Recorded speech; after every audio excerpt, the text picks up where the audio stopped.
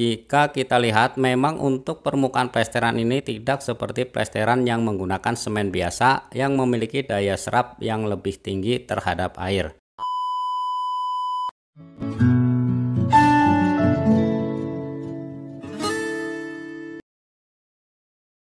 Assalamualaikum warahmatullahi wabarakatuh dan terima kasih. Kali ini saya akan berbagi untuk bertukar pengalaman mengenai cara plester dinding luar agar tidak retak, rembes atau lembab. Mungkin cara berikut adalah yang cukup praktis.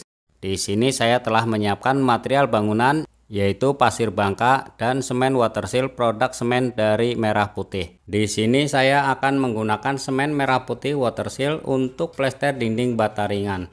Sebagai contoh, saya akan mengaplikasikan pada media dinding seluas kurang lebih 1 meter persegi sebelum menggunakannya pada media yang lebih luas. Semen Merah Putih watersil merupakan jenis semen multiguna super premium. Semen ini dapat digunakan untuk aplikasi struktur atau non-struktur sejak awal pembangunan seperti semen pada umumnya. Tetapi memiliki kelebihan, salah satunya adalah bisa melindungi tembok dari rembesan dan air yang meresap ke dalam dinding. Saya akan menggunakannya untuk plester dengan campuran 1 takaran semen dan 6 takaran pasir sesuai petunjuk penggunaan pada kemasannya. Dan jika akan digunakan untuk beton, takarannya adalah 1 bagian semen, 2 bagian pasir, dan 3 bagian split atau koral. Untuk membuat adukan atau mortar, sebelum mencampurnya dengan air, pastikan mengaduk campuran kering antara pasir dan semen sehingga tercampur rata. Setelah teraduk rata, bentuk campuran semen dan pasir seperti ini, atau untuk lebih mudah saat mengaduknya bisa gunakan wadah besar atau dolak. Tuangkan air secara bertahap sambil mengaduknya.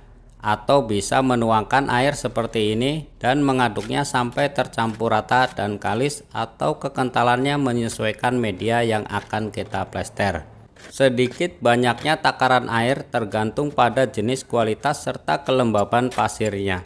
Untuk pasir bangka super yang halus sebagai adukan plester atau mortar plester, pencampuran airnya antara 1,5 sampai 2 ember takaran. Bagi yang mau menggunakan semen Merah Putih watersil, untuk pencampuran airnya sebaiknya sedikit demi sedikit karena semen Merah Putih watersil dilengkapi dengan formula khusus penolak air atau water repellent, sehingga saat mengaduknya membutuhkan waktu lebih untuk larut dengan air. Untuk menghasilkan adukan atau mortar yang berkualitas, aduk sampai rata agar komponen semen bereaksi sempurna. Aplikasikan mortar seperti pada umumnya melakukan plester dinding dengan cara sesuai kebiasaan masing-masing.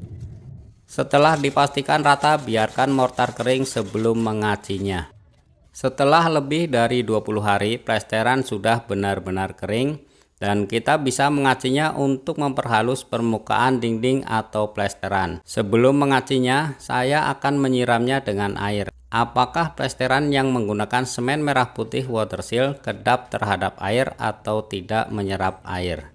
Oke, jika kita lihat memang untuk permukaan plesteran ini tidak seperti plesteran yang menggunakan semen biasa yang memiliki daya serap yang lebih tinggi terhadap air. Selain material semen, kita juga harus memperhatikan kualitas pasir yang kita gunakan. Karena jenis material ini sangat berperan penting dalam hal kualitas plesteran atau bangunan. Selanjutnya kita siapkan untuk mengacinya. Perlu diketahui bahwa proses pembuatan acian semen Merah Putih watersil tidak seperti semen biasa atau yang umumnya dilakukan. Kita harus memasukkan semennya secara bertahap dan mengaduknya atau gunakan mixer sambil memasukkan semennya sedikit demi sedikit sampai menjadi pasta.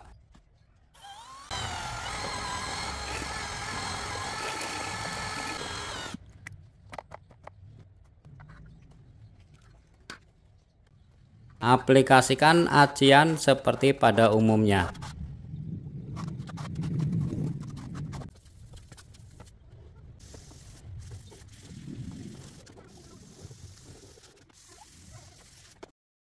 Setelah kering, kita lakukan penyiraman dan acian semen Merah Putih watersil kedap terhadap air atau tidak menyerap air.